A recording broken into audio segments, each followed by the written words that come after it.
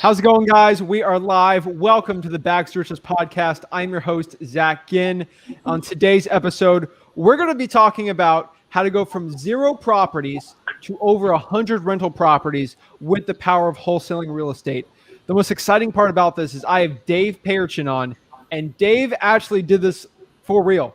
He actually is able to cash flow hundreds of thousands of dollars per month with wholesaling real estate, except let's say wholesaling, like he doesn't want to wholesale anymore. He's still getting cash flow coming in all through real estate and the skills he learned from there. So I'm excited about this one. We're going to change people's lives today. And if you're young in real estate wholesaling, you need to watch this video. This is going to open your eyes. Dave, thank you so much for coming on today. Thanks for having me. And I think one thing you got to add to your intro here, Zach, is there's never been a better time to buy and hold real estate because we're living in an environment where the interest rates to buy real estate are absolutely atrociously low. And we all have the opportunity to create a lot of cash flow, build wealth. Hey, I'm a huge fan of wholesaling. We do it in our own business. It keeps the lights on, but none of us want to be wholesaling properties when we're, 60 years old. I'm a little bit older. You don't want to be wholesaling properties when you're probably 40 years old, more close to my age, but buying and holding is essential. We're going to help your audience learn how to do that. And look, if you figured out wholesaling, you've already got the fundamentals under your belt. You know how to find great deals. You know how to negotiate great deals. And now you just got to kind of take the next step and actually hang on to some of these things. Definitely. So I've been looking at you for a while. Obviously, look at Dave on Facebook. You're going to think he's just talking about just a general buy and hold guy or a syndicator, but you're a lot more than that. And you actually have wholesaling under your belt as a foundation, which I think is really cool to connect with these people here. Yeah. You have a lot of really awesome things why I wanted to bring you on. First of all, you've been through a real estate crash, so you know exactly what's coming on the horizon. You know exactly what to do if something like that happened. You're legit in this business. I've talked to all the Cleveland guys. You're real in this business. And you have rental properties to actually prove it. And it's really exciting. So the first question I got for you is, how did you get started in real estate wholesaling?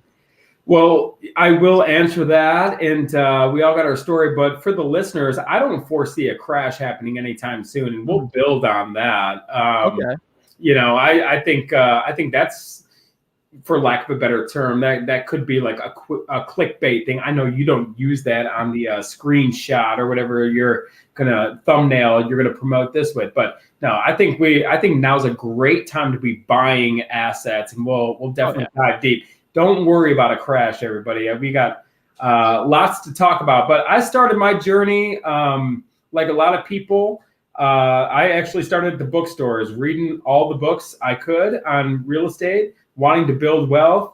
I don't have a wealthy family. My dad worked at McDonald's and put himself through nursing school, and he worked at the Veterans Hospital. And then my mom was a nurse as well. So good old-fashioned blue-collar family from Cleveland, Ohio.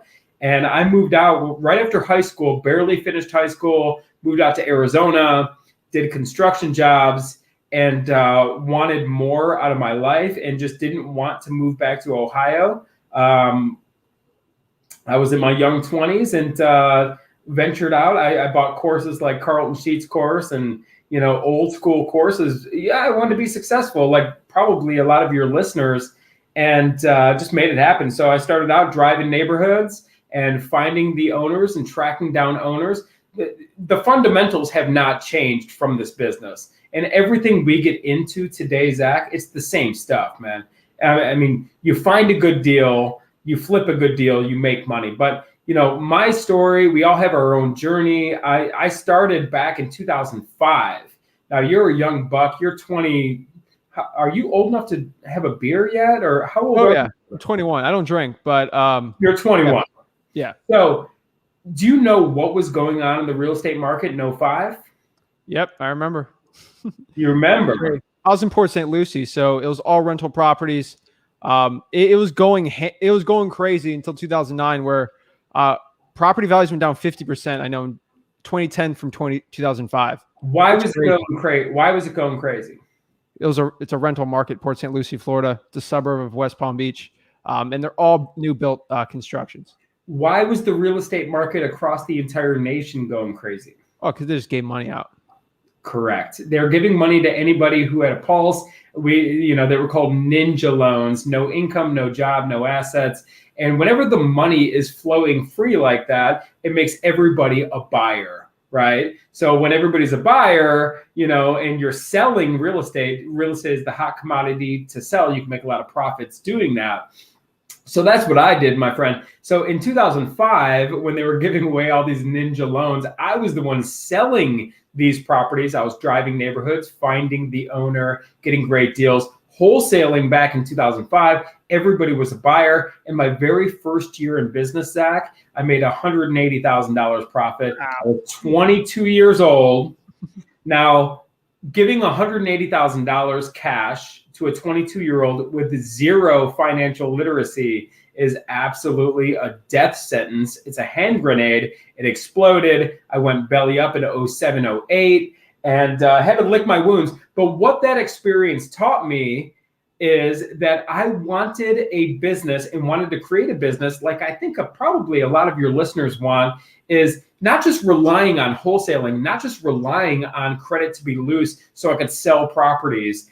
I wanted sustainable, positive cash flow to create a portfolio. So even if the market was not raging hot, I can still live off the rental properties. So going through the hardship of the last downturn, it made me realize I wanted to hang on to more real estate and collect that positive cash flow. And it just taught me so many lessons that are invaluable at this time. I agree. I mean, the one thing I've learned in wholesaling is from wholesaling deals with bad landlords is I learned exactly how a good rental property is from a bad one. And the one thing I did want to talk to you is with your rental properties. Sure. You're very what you're doing when it comes to a rental. Like you don't have a management company say, hey, bring whoever you want. You vet your tenants really well. So my first question for you is how do you vet a good tenant versus a bad one? That's a phenomenal question, Zach. So, I mean, look, we could all do a background search. We could all do a social media search and see if somebody's, we can see if their email address is, whatever, like crazy. But one of my mentors taught me this, and I want all of your listeners and yourself, Zach, to take this to heart. One of my mentors taught me it's all about the setup. So when you're doing leasing, when you're first getting involved in real estate investing, when you're buying rental properties, I encourage people to do the lease signings themselves. No one is going to care more about this investment property and the performance of this tenant than you, the owner. Sure, you could outsource it to a tenant or to a property manager, right? But there's nothing like, actually doing the lease signing with a tenant and letting them know the 3 magic rules. So here's Dave's 3 magic rules for any tenant. Number 1, pay your rent on time. And let them know you got to pay your rent on time. This is the agreement that you're entering. If you don't think you can pay the rent on time, don't enter this agreement, right? Number 2 is don't damage the property, because we're going to inspect the property every 90 days. It's written right here in the lease, and it's going to come back onto you, and they could boot you out if you're not taking care of the property. And then number 3 is don't fight with your neighbors. That's more applicable when there's multi-units involved and you're kind of sharing a wall, if you will, with a multi-unit building. But those 3 rules were taught to me by my mentors, and you got to lay down the law when you're doing a lease agreement, and no one is going to lay down the law more so than you, the investor or the owner. But I will share this here, like added bonus, never approach the tenant signing as the owner. Even if you are the owner, just say you're the property management assistant. Just say, look, I'm just doing my job. I'm sorry if it sounds like I'm enforcing these rules and sounding so harsh and telling you about all the bad things that are going to happen if you don't follow these rules. But this is my job. I get paid on Friday like everybody else. Never approach a lease signing. Never let them know that you are the owner, right? Because they're going to try to squeeze you at that point, try to, get some favoritism out of you and whatnot. always approach a lease signing as if you're just some random assistant, but let them know the rules of the lease and let them know they're signing a legally binding agreement. This is very, very important stuff when building a portfolio. Definitely. I'm telling you that getting the right tenant in there is super important. So let's start it from the top here. So obviously everyone knows on this channel, I talk about wholesaling nonstop. So we can get into a million, like with your structure. I know you do a lot of cold calling, you're finding leads. When it comes to your wholesaling operation and your rental property operation, what percentage of these like quote unquote deals you get per month is percentage of these going to be rental properties? Are you keeping the best and getting rid of the rest? Like what's kind of your process of that? So are you familiar with the BRRRR model, Zach? Oh yeah. What's the BRRRR model? Buy, rent, refinance, repeat. Basically, right? Buy, renovate, refinance. Renovate. All right.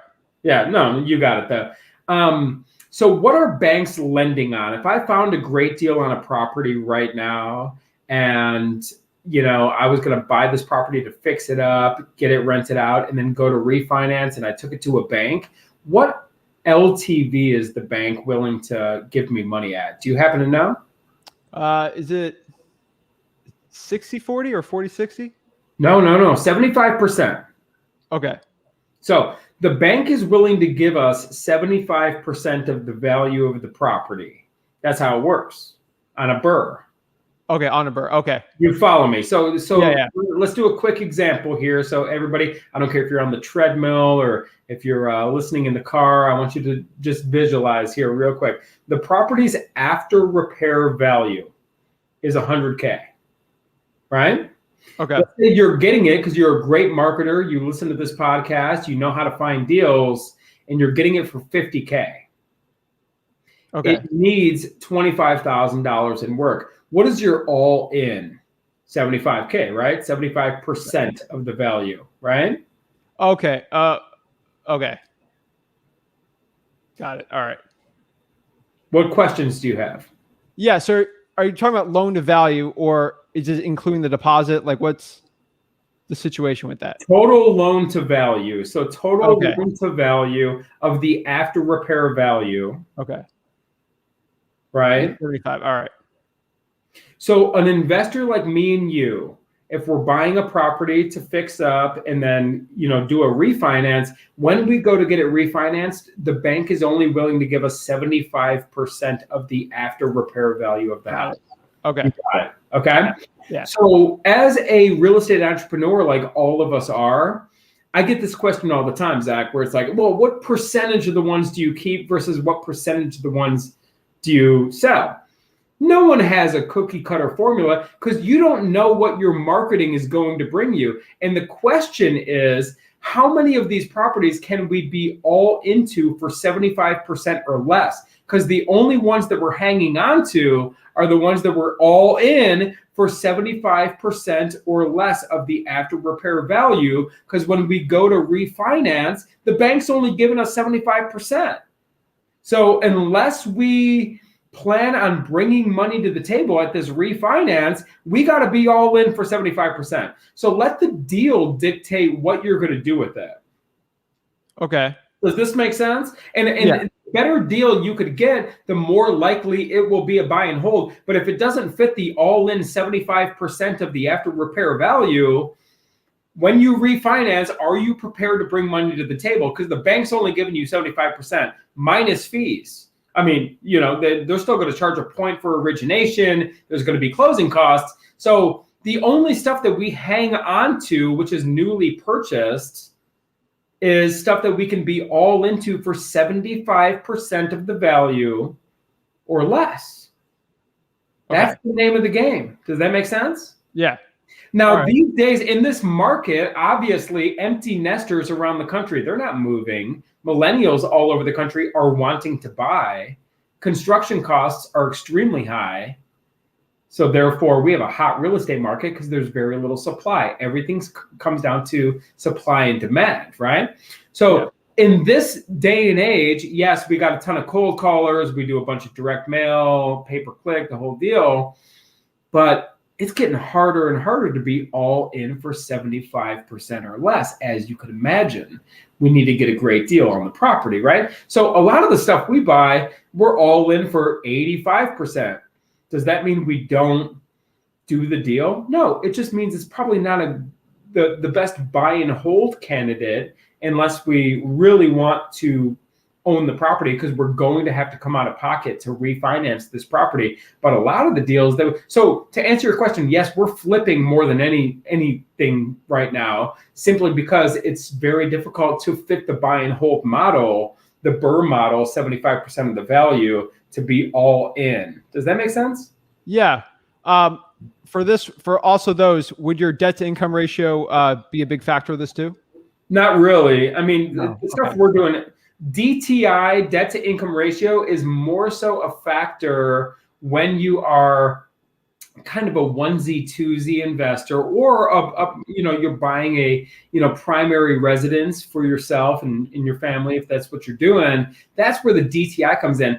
But when I think, you can get an FHA loan, they'll fund 97 to 95%, right? But when I'm talking about the 75% stuff with the BRRRR, that's for us investors who are basically, that's the max that the banks are willing to lend to guys like us, who have already exhausted our primary residence loan. We've exhausted our, golden 10 is what we like to call it, the conventional mortgages. And that only goes up to 80% anyway. It gives you a little buffer there. But all of us are allowed 10 conventional mortgages in our own name, and then 10 in a spouse's name. After you've exhausted your primary residence, the golden 10 is what we're calling. Now you're forced to play by the rules I'm talking to you about. We're all in for 75%. So, the way we make decisions on what we're going to do with a property ultimately is dictated by what lending is available to us. If we're going to do a refi or a BRRRR, we got to follow the rules of the bank, because they're the ones doing the refinance. So anything that we could be all into for 75%, all in meaning purchase and rehab, right? Anything we could be all into for 75% of the after repair value or less is going to be a candidate for a buy and hold property, because we know we could refinance those properties. But anything above that, all in 75%, it's more of a candidate to flip. And, these days it's harder and harder to be all in for 75%. And that's why we're flipping more than we ever have actually in quite a long time. Okay. And are you flipping in Cleveland?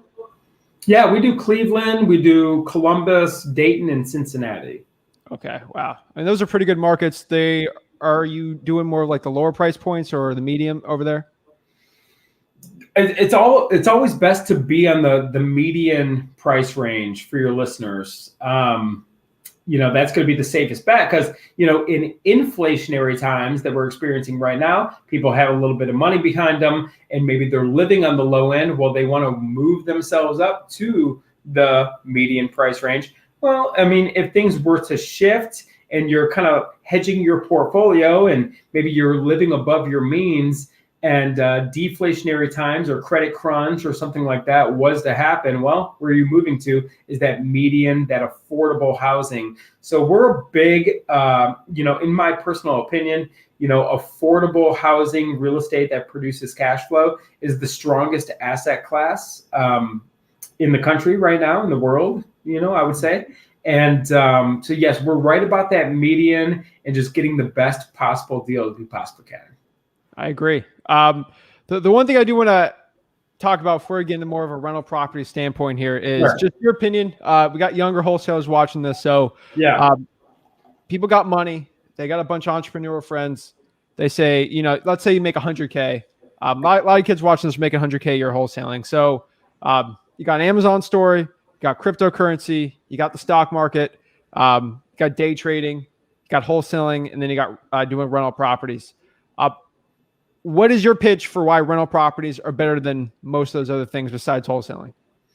Well, let's go through them one by one. So the first thing you said was Amazon stores. I don't have a lot of knowledge on that, so Yeah. I can't really comment on that particular one. The next one you said was crypto. And I'm not bullish on crypto long term. I wish I would be. I'm all about a decentralized community, a decentralized economy. Look, I'm a libertarian with the best of them. I mean, I am not a pro government guy. I'm not talking red or blue. I think the less government interference with entrepreneurs is better for the free market. It creates more, capitalism is a good thing. True capitalism, not crony capitalism. So as far as, cryptocurrency, I understand the point. It was created after, the 2008 and 9 great financial crisis, the banks, getting bailed out by the government. I don't support that one bit. There was Occupy Wall Street. And that's kind of where that was born. I, truly appreciate it. Unfortunately, I just think the Fed and the central banks are way too powerful. The government's unfortunately way too powerful. That's why I'm not bullish long term on the success of a decentralized currency. I do think, our country, and China's already doing it, and, central banks around the world will move to a digital currency. It's not going to be one of the cryptos that somebody can buy and put your cash into. They're going to have their own thing. And the whole purpose of that is going to be to control, and see what's going on. And ultimately, it's not a good thing. So I'm not bullish on crypto long term. I really wish, I really hope it would be successful. I just don't think it will be ultimately. I'm talking like 50-year projection here. What else is there to invest in? A stock market? I think there's great stock picks. I mean, you can hedge inflation. You can make money in the stock market. I love the stock market. I'm in the stock market every day. I might not consider, like, I'm more of a long-term guy. I'm more of an investor than a day trader. So I'm not really into the meme stocks and AMC. And I do appreciate, though, the small guy coming up, Wall Street bets and taking out, doing things. I root for, the average person to, compete against Wall Street. I think it's great. But yeah, there's a lot of money to be made in the stock market if you know what you're doing. We've had a huge bull run, honestly, since the great financial crisis. Will there be a correction? I mean, we all kind of anticipate that. Stocks are extremely overpriced right now. So if you're buying into the stock market now, I would be aware of, PE ratios and price to earnings ratios. But a lot of companies are making money, man. When you printed as much money has been printed over the last year and a half, 2 years, a lot of that flowed into the economy, and people are out there spending, especially right now. One asset class you left out was the precious metals. I'm more bullish on gold. I think gold will outperform the S&P 500 probably over the next decade. That's my personal thesis, and I am, allocating some funds that way. But as far as real estate goes, it is the ultimate inflation hedge. Why? Because when you're owning a rental property, you're buying it, as we mentioned in the very beginning, interest rates are at an all-time low, right? So if you can buy an asset with, we're borrowing money about 4.25%, 4.5% right now. That's where we're at, for a lot of these bird deals we do. If you can fix that rate for 30 years, well, if you're playing the inflation trade, what is going to happen to the purchasing power of the dollar in the future? What do you think? Is the dollar going up in value or going down in value?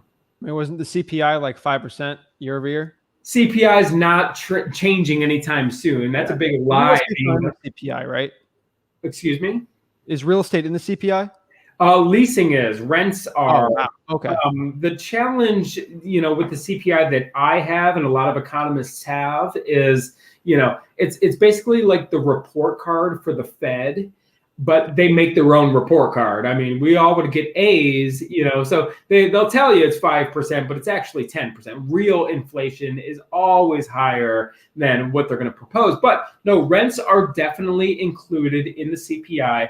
but it doesn't need to be included in the CPI to know if you're a landlord, rents are going up because there's so much demand for rentals, real estate in general. So why is real estate the preferred asset class for somebody like myself? Well, rents are hedged against inflation. So when the cost of living is increasing all around us, if you own rental properties, part of that cost of living is the rental income that you are collecting is also rising with that cost of living. That is the purest definition of a hedge, right? So when your income continues to rise with the cost of living, you're safe.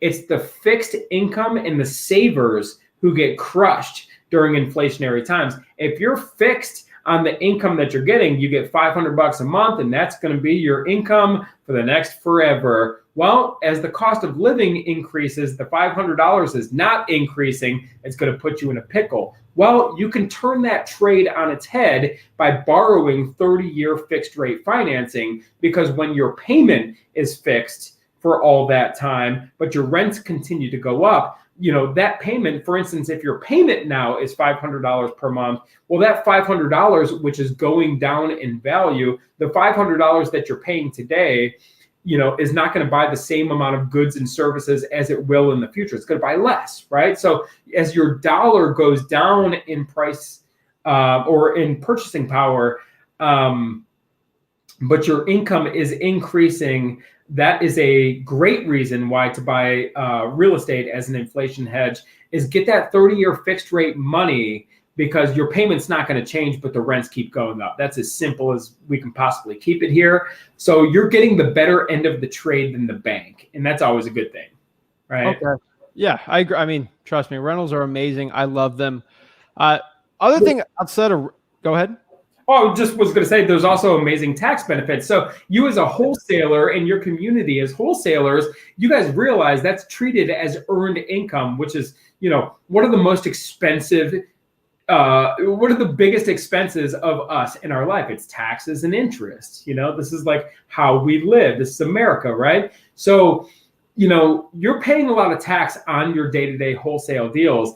But if you can offset some of those taxes and use the tax benefits of owning rental properties against your wholesaling profits, when you own rental properties, you get to take advantage of something called accelerated depreciation, right? You get to write off future losses against today's income. So the ultimate business model, in my opinion, is to wholesale with this hand and then buy and hold some properties over on this hand. And these deductions from your buy and hold portfolio, which you're buying with amazing financing, as we talked about, are going to offset the high taxes from your wholesaling income. Very important to do this so you're not giving all your money away. Not to mention, I feel that wholesaling in of itself is not a sustainable business. I mean, what are you going to do? Leave it to your kids? No. I mean, it's completely dictated by your buyers, and your buyers are not loyal to you. It's not like it's a car auto shop where the people are just going to keep bringing their cars to you, right? Everything's determined by the heat of the market, right? So I feel all of your listeners and wholesalers,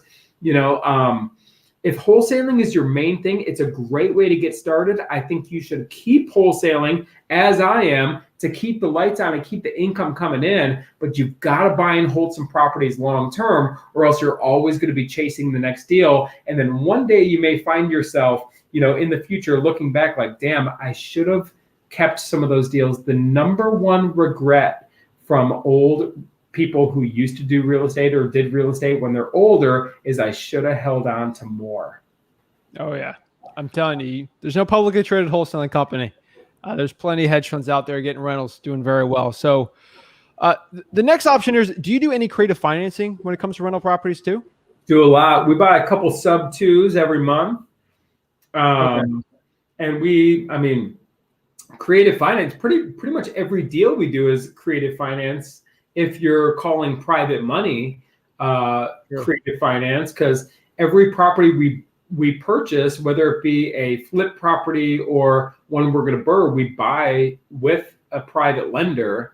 So we've been using private lenders for years, and we also do sub two deals.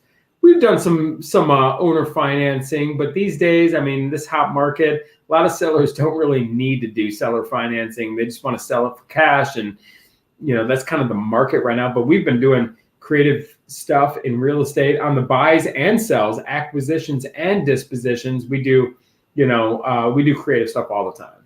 Okay. My next question with private money, which is a huge thing for most like wholesalers or real estate investors or flippers.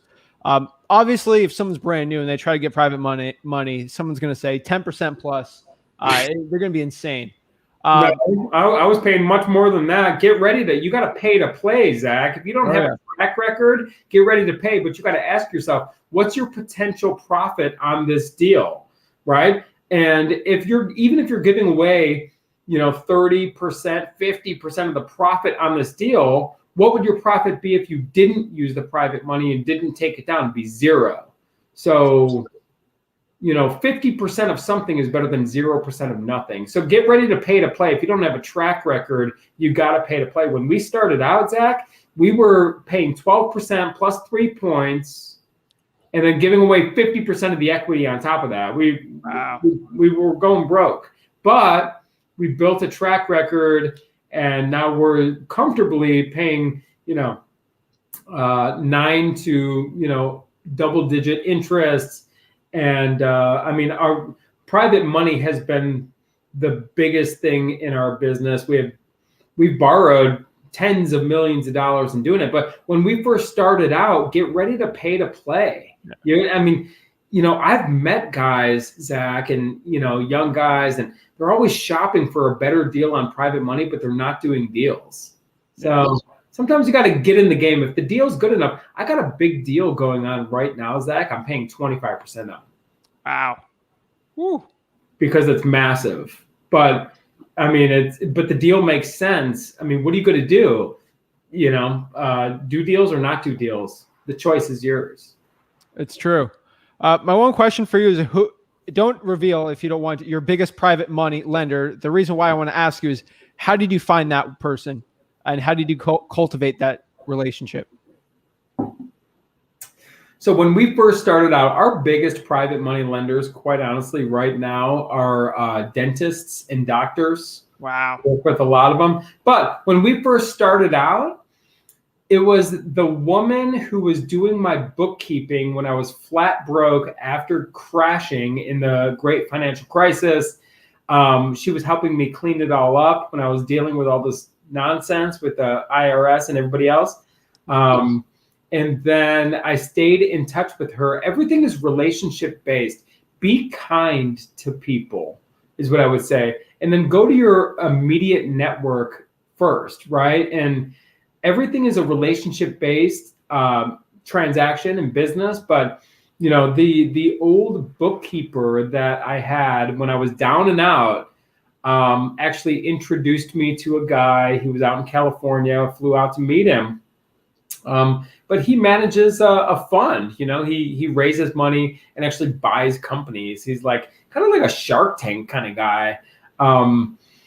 And he had a lot of money, and I was willing to pay 12%, 3 points, and half the profits. So he was all in. But after I got my start, I wasn't afraid to pay to play. And after doing a bunch of deals, building a resume, I was able to move into, and actually have a presentation like, hey, here's the last couple projects I've done. If you don't have that yet, expect to pay to play. Get in there, get your nose bloody a little bit. If you have a good deal, pay to play, but then use that deal on your resume to generate and raise cheaper capital in the future. That's how it works. All right. And how would someone brand new try to get their nose bloody, starting finding these type of people? Where would someone today go and find someone like that? Start with finding the deal. I mean, somebody approached me and said, hey, I'm looking to borrow private money and do real estate, because we do lending as well here in the Columbus, Ohio area, in markets that we understand and in deals that we can underwrite. But first I'd say, well, what deals do you have right now? And if the person's like, well, I don't have any deals yet, well, I'm going to send you right back and give you the same advice that I'm giving your listeners right now. Is like, you got to find the deals. there's an old saying, and I think it was like Ron LeGrand, one of the godfathers of the business. No, he's still alive, actually. He's kicking ass. Ron LeGrand's the man. I think Carlton Sheets passed away, though. I have no idea. Yeah, I don't know some of the OGs. Like I know, maybe it was Carlton Sheets, rest in peace. Maybe it was Ron LeGrand. But look, if you find a good enough deal, the money will show up. So focus on finding good deals. And if you're out there wholesaling right now, you're doing the right thing. Get out there and find deals and keep wholesaling, but then start to talk to people. And a good way to approach somebody, Zach, is, when you're talking to somebody who has money, let them know about your wholesaling business. Let them know about all the deals that you're finding off market, undervalued, and be like, you know what? We should be hanging on to some of these things. Would you be open to doing a deal with me? I'll find it. I'll coordinate this thing. We can make money together. It's as easy as that. If you're willing to get out there, don't let the lack of private lenders stop you from getting in the wholesaling business. That is straight up paralysis of analysis. That's all bogus. And I'm not going to curse on your podcast. It's all BS, man. It's like, oh, I'm not getting started in real estate because I don't have private money. Well, no, you're not getting started in real estate because you're not even out there trying to find deals. Deals is where it is going to attract the money. I mean, if somebody approached me, it was like, look, here's the last 5 wholesales I've done, and with wholesaling, you need no private money. You're not, managing contractors. Get out there, get off your butt and start making money in wholesaling, but then even use your wholesaling experience to raise the money. Anyone who has money, if somebody approached me and was like, look at the last whatever deals I've done, I'm interested in talking to you. Anyone with money wants to work with somebody who's already in the business. Don't be one of these victims who's, oh yeah, I'm waiting for the private lenders to show up before I, get started in the real estate business. You know what that is? It's like sitting by a cold fireplace and saying, oh, I'm going to put some logs in this thing as soon as the fire starts, right? You're wasting your time. You're never going to make it. Get out there, hustle, make money, wholesale, and the money's going to show up. And share your deals, share your experience with the wholesaling with potential private lenders, and then show the opportunity. If I had the private money, I would be able to make more money, and you could make money too. And it's a no-brainer at that point. I agree. I mean, the one point you did there is one of my best cash buyers is a heart surgeon. Doctors have a lot of money, and a lot of them are they want to invest. So it's huge. That's how I found one of my best cash buyers. That's a great nugget right there. Well, you got to ask yourself this: what are people going to do with their money? Either A, put it in the stock market. You already went through them. Crypto. I mean, nobody with a lot of money that I know is really sold on crypto. Bond market. Where's the 10-year treasury at? 1.4. I mean, come on. So if you could offer somebody double-digit interest secured by real estate, improve your ability to find these great deals, improve your ability by the previous wholesales you've done, I know it makes a lot of sense for all parties involved. I agree. There's a delicate line. I believe, since you are a business owner, you run a wholesaling business, and you have been for a while.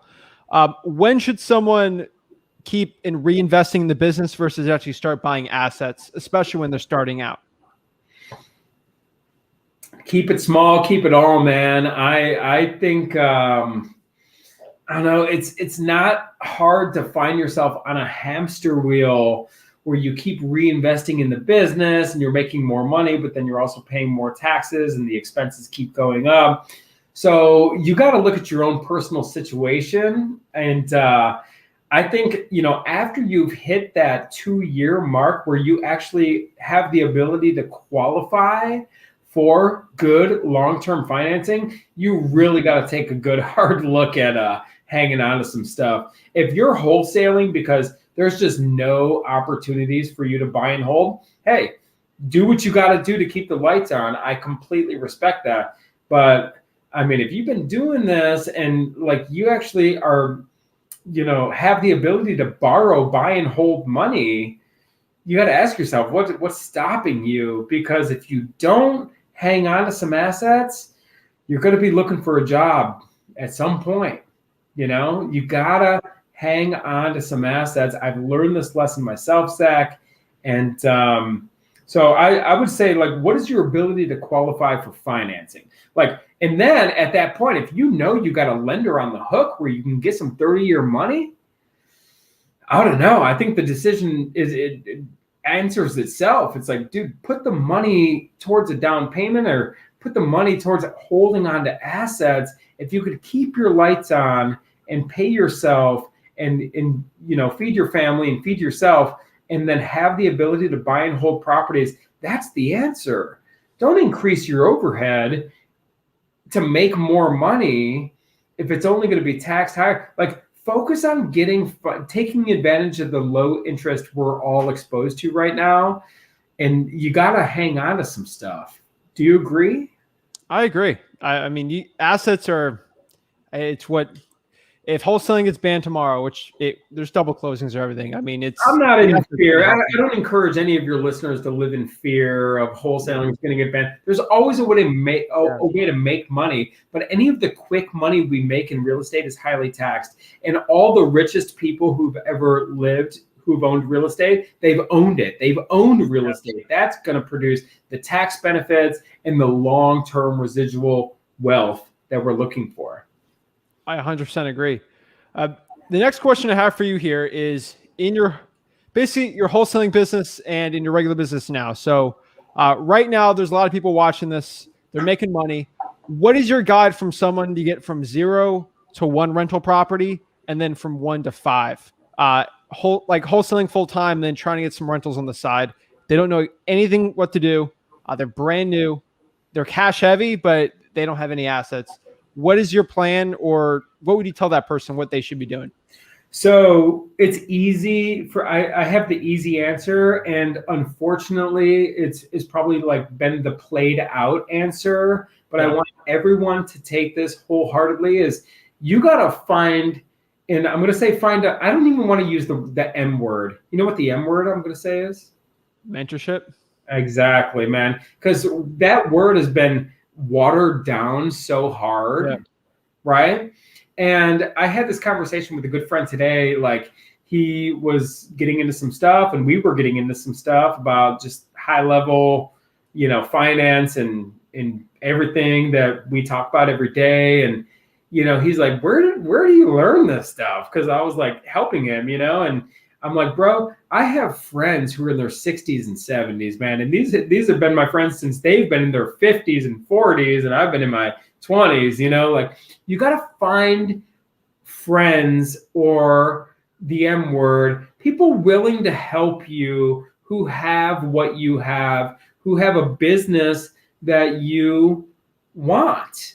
And the name of the game is not just to find any random people. You got to have similar core values, you got to believe in kind of the same things, and they'll come if you're looking. I mean, keep knocking on doors, man. I mean, and they will show up for you, but kind of have that clear understanding of look, I want to find people who have what I have and then learn from them. But in exchange, I want to learn from them, but I'm also willing to add as much value as I possibly can to these individuals and expect nothing in return. That is the greatest advice you can possibly be given if you're young. Be willing to work and not be compensated in monetary form, but be compensated in value form of mindset and just understanding the basics. When I was first getting started, Zach, my very first private money lender is this individual. His name is Steve. I would never give his full name because he does not want any spotlight whatsoever. The guy wears overalls every day and drives a pickup truck. He's got a dog riding in the front seat, and he owns a crap ton of real estate and still works on it to this day. He doesn't need to show up to work every day, but he does. And he taught me how to use one of these. This was not planned, but it's still on my desk every single day. Do you know what this is? Financial calculator. It's a financial calculator. You understand money. He taught me how to make money. And he never paid me a dime. In fact, he was my first private lender. And when things started to go bad in 07 and 08, one of his deals went bad. And guess what? When I said, hey, Steve, what do? He said, you do what you got to do, but you pay me back every single cent of interest you owe me, because this is how money works. And this is the only way you're going to learn. There's no favors. There's no like, yeah, let's give him the soft cushion. Let's give him a silver spoon. No. So find people who understand money on a high level, understand real estate on a high level, and be willing to work for them for free. I was on this guy's roofs of rental properties. I was helping install things and work on, swamp coolers. I was living out west at the time, and fix ACs, install hot water tanks. Like that was my life. I wanted to add as much value to this person as I could so I can learn. And lo and behold, here we are today. And I'm trying to help other people too. So that's my advice. Awesome. I love it. So let's get some questions from the audience here. Let's see. Best. It's a good question here from the City of Success. Best advice for a 16-year-old trying to get into real estate, specifically wholesaling. I think everything you want to learn is on YouTube. What do you want to know about wholesaling? Here's all the answers to your questions right here.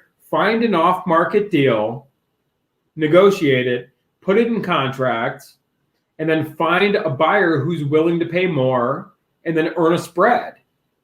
There you go. But get off your butt and do it. That's my advice. Go find a deal. Go find an off-market deal and have the courage to negotiate it, put it in contract, and make it happen. The first contract I signed, Zach, I was shaking at this stupid diner where I was signing a contract with this crazy person, right? You got to step out of the comfort zone and just find an off-market deal, put this sucker in contract. Because guess what? With wholesaling, there's no risk. Where does the risk lie in real estate investing? Well, paying too much and borrowing private money. With wholesaling, you don't have to do that though, right? Or taking on a big rehab, that's scary, or dealing with a bad tenant. None of that happens in wholesaling. Put the sucker in contract and find a buyer for more, right? That's it. Just get out there and find off-market deals. I agree. That simple. Come on. What do you want? There's no secret sauce here. Go find a deal and find someone willing to pay more. It doesn't matter if you're in stocks or crypto or anything. You buy something, you sell something, or find a buyer for more. And that's it. It doesn't have to be this complicated thing here anymore. Sorry, I'm upset now. No, just kidding. I love it. Enkel says, I agree with the strategy 100% here. Viviana has a good question here. Can you elaborate more on how we would go about your income and tax writing off in advance? Yes. So great question, Viviana, and thank you for being on this. So when you own rental properties, you can do something called accelerated depreciation. So there's appreciation, which is things going up, and then depreciation, which is the material cost of our buildings that we own going down in value. So the IRS, first off, the tax code is completely written for the rich and the real estate owners. Yep. So you're in the right business. And if you're listening to Zach's podcast, you're in the right place. So one of the fruitful benefits of owning real estate is you can write off future losses. So if you have the IRS identifies all of these things as being worth some, for a building, like the driveway, here's the value of a driveway. This is how the IRS looks at it. You can basically write off in the future, this driveway is going to be worth less. So I'm going to take those losses today. They let you go into the future and take losses of a property you own today and then apply them to wholesale revenue today as well. It's pretty crazy stuff, right? This is not rocket science. You obviously got to talk to a CPA. I'm butchering it, but basically you're taking future losses of the material deterioration of your property and applying those to your revenue today. And that's kind of how it works. It's written that way. And that's why you got to buy and hold alongside of your wholesaling business. It's not a one or the other type of business here, everybody. It is a, both business. Buy and hold for the long term and to offset your taxes on the wholesaling revenue, which is keeping you in business right now, keeping the lights on, and allowing you to keep pursuing this thing. So what I would say to any wholesaler right now is like, look, keep wholesaling, but get your butt out there and find some long-term financing so you can start buying and holding as well and do both. Does that make sense? Yeah. I agree. Viviana, also, if you make under 200K and you're not married, I know you can do a 199A deduction, get a CPA on there, but I know you can write off income also, potentially like 20%, but that'll probably go away soon. Let's see here. Big Brother says, hey guys, good information. I'm using wholesaling fees to put down on multifamily units. What's your opinion on multifamily versus single family? I think I know the answer, but for everyone who is new to you. I'm buying both. I'll be upfront with you. So a better question, I'm very bullish on single family. I think single family ultimately is better because you can get the same non-recourse financing as you can. I did a debate with Tim Bratz, who's a good friend of mine, and everybody knows that guy, and he's phenomenal. And I've actually paid him for consulting on deals as well. He's a bull with the multifamily, killing it. And I'm more of a bull, I would say, with single family, although I'm buying a lot of multifamily as well. I like single family better for the simple reason there's more exit strategies. I like building a buy and hold portfolio of single families because sometimes in business, you need to generate some cash. You need revenue, right? And I like the opportunity to maybe pair off one or two of the single families. You can sell them individually to raise more capital if your business needs it. And then there's way more exit strategies. I mean, come on.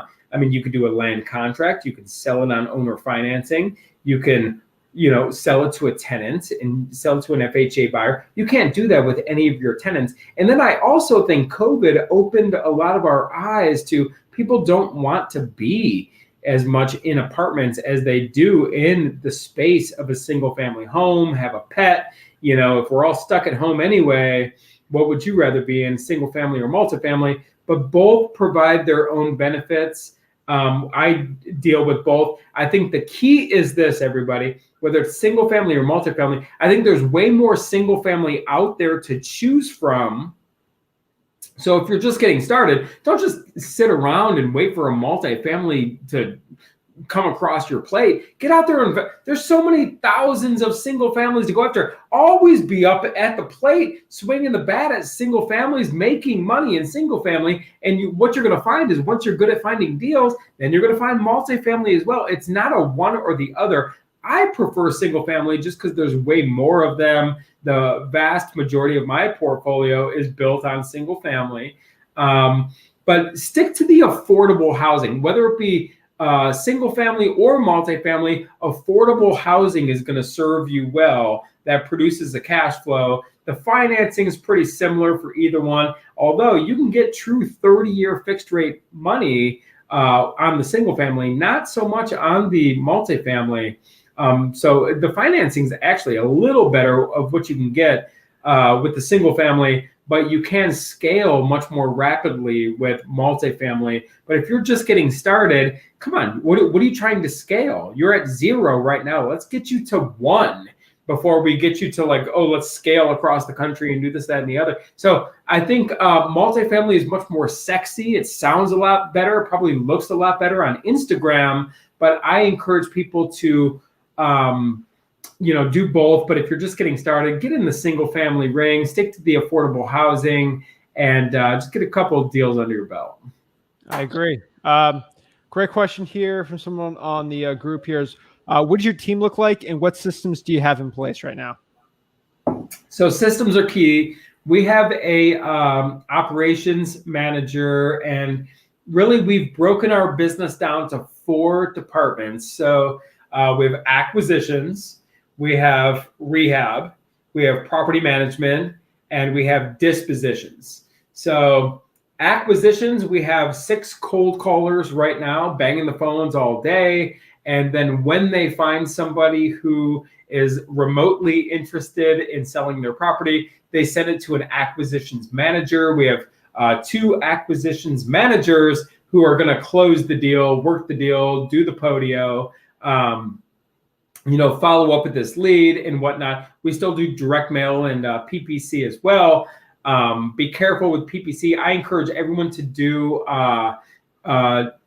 cold calling to get started because it's so easy and low cost, and you want to get on the phone with as many people as you can when you're first starting out. So acquisitions is pretty much 6 cold callers trickle down to 2 closers to get the deals, and then we have rehab, which is a revolving door. We've worked with so many contractors.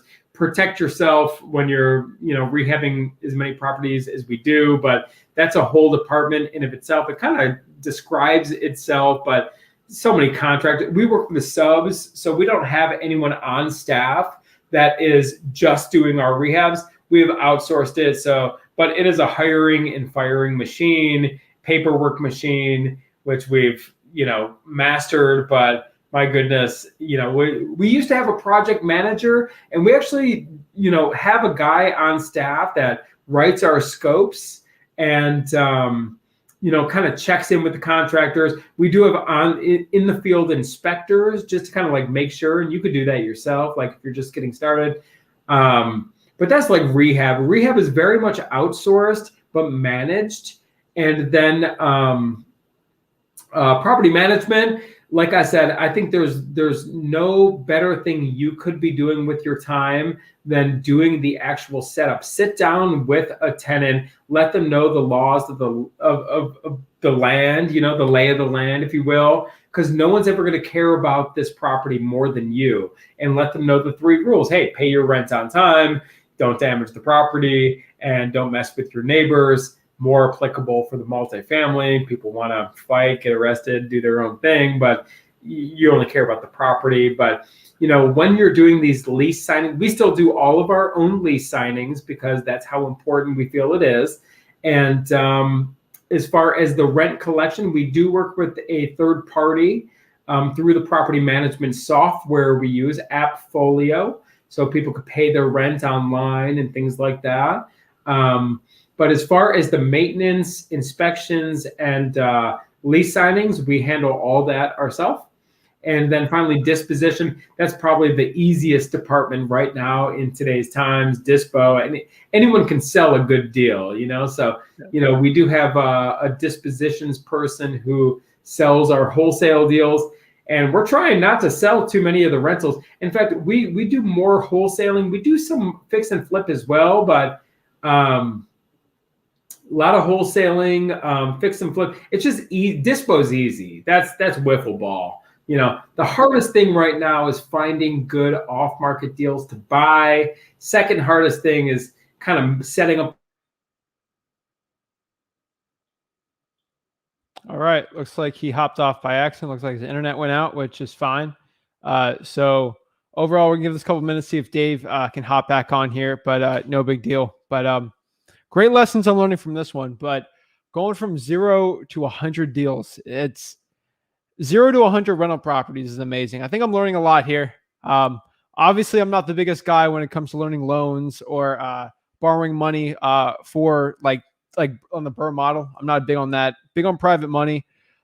So overall, what I can say here while I'm waiting for him to hop on, if he can't hop back on, is I'm learning a lot. I mean, private money is king. It's so super important. All right. Looks like he hopped off for a second. No, yeah, I got booted out. I'm sorry about that. That's our business in a nutshell, the 4 departments and kind of how we're set up. Awesome. And so last couple questions I got for you here is I have to ask someone who is a 16-year veteran in real estate in general. Everyone would kill me if I don't ask, but what is your craziest real estate story? Craziest real estate story. Oh my gosh. I mean, as far as what? I mean, Do you like have any crazy real estate feeling like stories? no. Let's get context. So, like feeling physically, I've had guns pulled on me. I've like dealt with meth labs. I've dealt with like Jesus. huge rats and roaches and being covered in fleas and having to strip down, being naked in my driveway because my clothes were infested with bugs and I didn't want to bring them in my house. Like, no, truly, truly. I mean, how far do you want to go? Woo. I've had, full blown prostitution rings happening in rentals. I've had numerous, a lot of drug activity, police. I've dealt with the police quite a bit, and I support our police. By the way, thank you. Us real estate investors should support our police. By the way, they keep us safe out there. I've been threatened quite a bit, just tenants, people trying to mean mug me and threaten me, and it's part of real estate, man. It's Wow. Okay. And what is the largest real estate deal you've done in the past? Any really awesome ones that you had?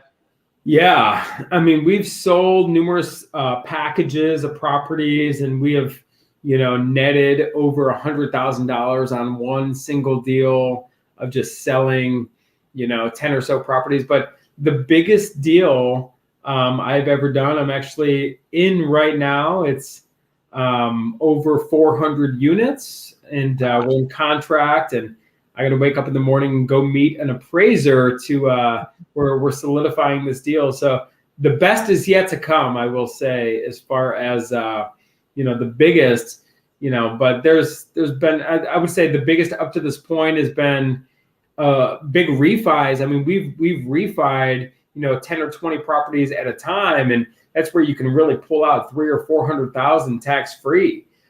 Using the BRRRR method, you refi a big chunk of properties. Those are big deals. I love it because it's like tax-free money. When you do these BRRRR deals and pull that money out, it's tax-free. But the biggest deal, I would say, like gross and property value wise that I've ever done is yet to come. We're in contract and hopefully closing sooner than later.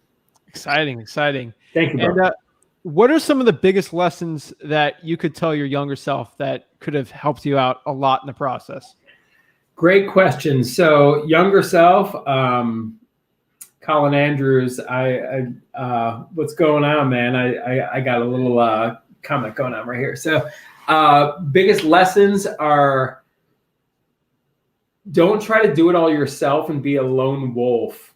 Rely on a network. Add as much value as you possibly can for free. If this is what you want to do, give to the community. Give back to the community and expect nothing in return. Be willing to work for free. Great advice. And then, character, true character, which in a nutshell is don't screw people over and be a jerk, outweighs personality and work ethic. In fact, I thought about posting that today. Like, I just popped to my mind. But if you have good character and you're an honest individual, maybe you're quiet. Maybe your personality, you don't feel as this outgoing person who's going to be on a podcast and do videos and do all this stuff. Maybe your personality is not that type. But if you have good character and you're willing to work for what you want, you will get results. Character, good character, not screwing people over, outweighs an outgoing personality all day long. And that would be my advice. Be willing to work for free, be honest, good character, and find people with similar core values, which are just beliefs, right? If you're a church-going individual, find other church-going individuals. That's fine. It's good. Find people that you can relate to who also have good character, and just be willing to work for them for free in exchange for the knowledge. It truly is invaluable. 100%. Last question I got for you here, Dave, Sure. is This is the Bags Riches podcast. So I did start as a bag boy at 17 with $300 in my bank account. So the last question I always ask everyone is, Dave, if you were back at 17 years old, I don't know if you're in Arizona or Cleveland at the time, but if you were back at 17 years old today in 2021 with $300, what would you do to become the next Dave Payerchin? I'd start making more money. You got to make money. You got to keep the engine going. So, I mean, we would all love some special bag of magic beans to buy for $300 and it's going to like plant these beans and now you're rich. No, you got to make money. Get off your ass and start working. That's what you got to do. You got to bring in the bacon. You got to make money. So, you know, if it means getting a W-2 job, hey, it may not look cool on Instagram. Hey, no, everybody wants to be an entrepreneur, but do you want to be a successful entrepreneur, right? Make money. Go get a job. Work. Turn that $300 into more. Pay your bills. Pay your rent. Don't get an eviction, right? So, I mean, keep the money coming in and be willing to do whatever it takes to make money. So you got to keep the money coming in. And then what I would do to give more, you know, more of a better answer, I would say, like to real estate entrepreneurs is find off market deals, get yourself a data list. You can go to places, you know, like PropStream and there's a lot of data out there. Just have the courage, run a skip trace on this stuff, pick up the phone and just start making connections. Pick up the phone. Pick up the phone. If you don't have the courage to pick up the phone and make, I don't know, and 10 calls a day, you know, you got to pick up the phone and do something, but also keep the income coming in. Everybody's in such a big hurry to leave their job, but they don't even have any income coming in and you're going to run yourself out of business. So keep the money coming in, make real estate a side hustle, but have the courage to pick up the phone, get a list, skip trace it, and start making calls, being genuine. Don't sound like a robot reading a script. Make connections, genuinely try to help people, find people who do what you want to do, who have what you want to have in your life, add as much value to them for free. And that's my advice, Zach. That's awesome.